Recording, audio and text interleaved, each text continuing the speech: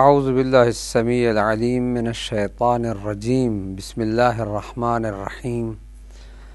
الحمد للہ رب العالمین الرحمن الرحیم مالک یوم الدین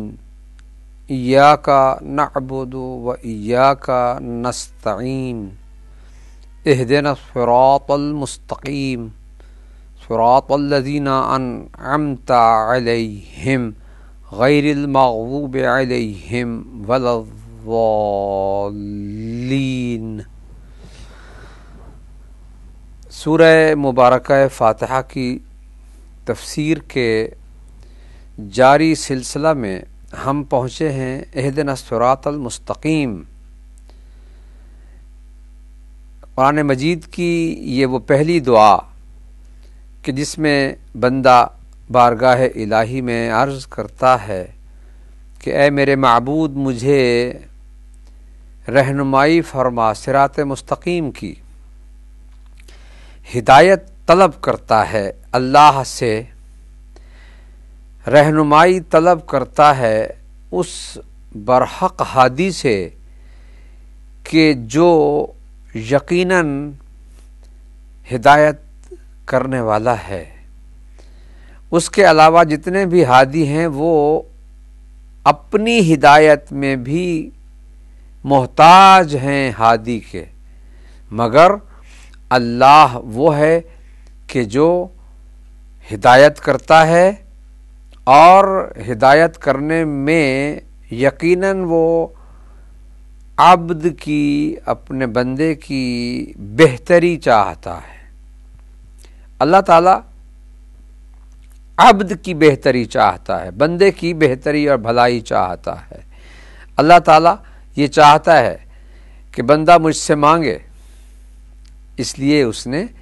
بندے کی نیابت میں یہ ارشاد فرمایا اہدنا الصراط المستقیم، یعنی دوسرے لفظوں میں اسے یوں کہا جائے گا جس طرح پہلی آیات میں ایاک نعبد و ایاک نستعین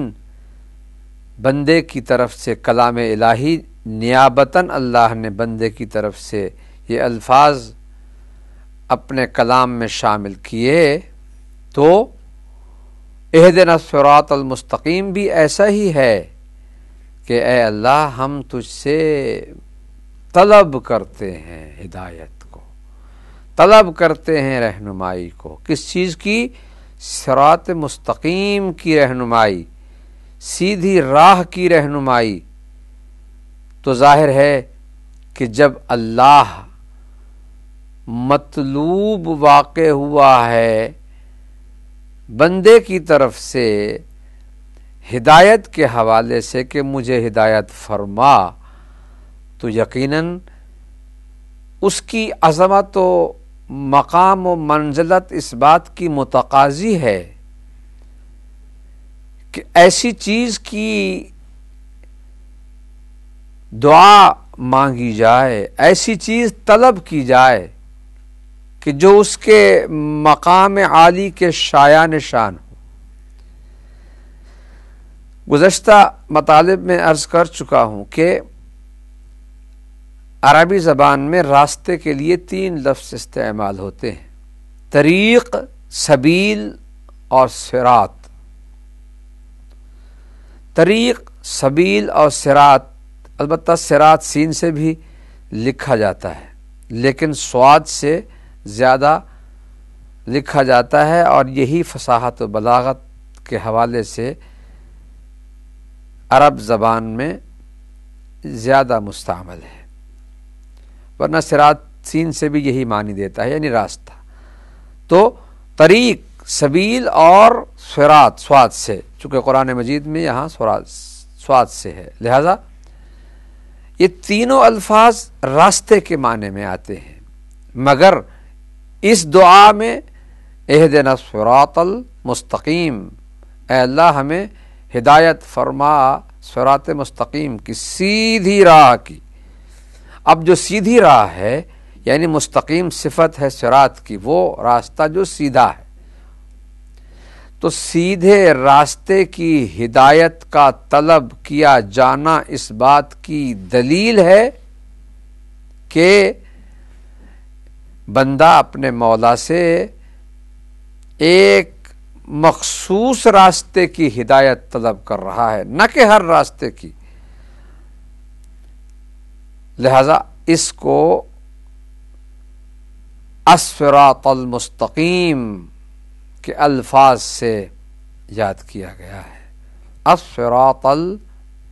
المستقیم۔ تو یہاں پر ایک بات بڑی واضح ہو جاتی ہے کہ اللہ تعالیٰ بندے کو جس چیز کی طلب کی تعلیم دے رہا ہے، جس چیز کی طلب کا درس دے رہا ہے، جس چیز کی طلب کا انداز سکھا رہا ہے، جس چیز کی طلب کا اصول بتا رہا ہے، جس چیز کی طلب کا طریقہ بتا رہا ہے، وہ صراط مستقیم ہے، وہ راستہ ہے جو سیدھا ہے، ایسا راستہ کہ جس کی صفت مستقیم ہونا ہے۔ مستقیم یعنی کسی طرح کی کجی اور انحراف و خامی اس میں نہیں پائی جاتی، ہر طرح کی کجی انحراف اور خامی سے وہ پاک و مبرہ و منزہ ہے۔ الصراط المستقیم، اہدنا الصراط المستقیم۔ تو یہاں پر الف لام الصراط پر اور الف لام المستقیم پر اس بات کی دلیل ہے کہ یہاں ایک مخصوص راستہ مراد ہے، ہر راستہ مراد نہیں ہے، کیونکہ ہر راستہ مستقیم ہوتا بھی نہیں۔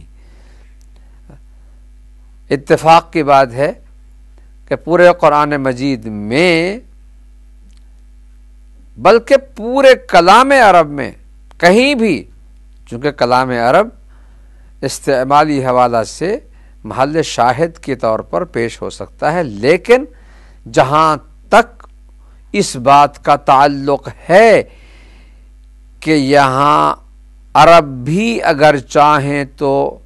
افصح الکلام اور ابلغ الکلام کے حوالے سے بات کریں تو یقیناً وہ بھی قرآن مجید یعنی کلام خالق کا حوالہ دیں گے، جو افصح الکلام، ابلغ الکلام، اس سے بہتر کوئی فصیح کلام، اس سے بڑھ کر کوئی بلیغ کلام ہو ہی نہیں سکتا، کیونکہ کلام خالق کا ہے، جو خالق کے کلام ہے۔